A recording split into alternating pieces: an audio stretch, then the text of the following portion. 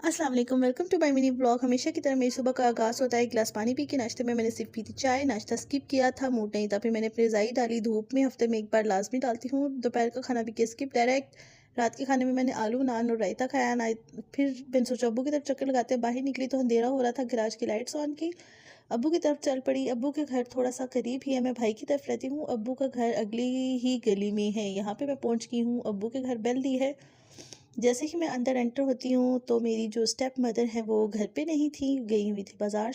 और अब्बू देख रहे थे टीवी अकेले बैठ के छोटी बहन के साथ। फिर सोचा मैंने अब्बू को तंग ना किया जाए। घर वापस आई तो देखा भतीजों ने मेरे कमरे में से बल्ब उतार के टेरेस में लगा दिया था। जुगाड़ू तौर पे मैंने एक बल्ब और एक पुराने लैंप का होल्डर अरेंज तो किए कमरे के लिए। फिर सोचा भाई क्या लड़ने से कोई हासिल नहीं होता, सब्र किया जाए। फिर एक कप बची कुची चाय ली मैंने किचन में जाके, और टेरेस में वॉक करते हुए मैंने रात को 10 बजे और 9 बजे के करीब चाय पी। यहाँ पे हुआ मेरे दिन का इख्तिताम। मिलते हैं अपने नेक्स्ट ब्लॉग।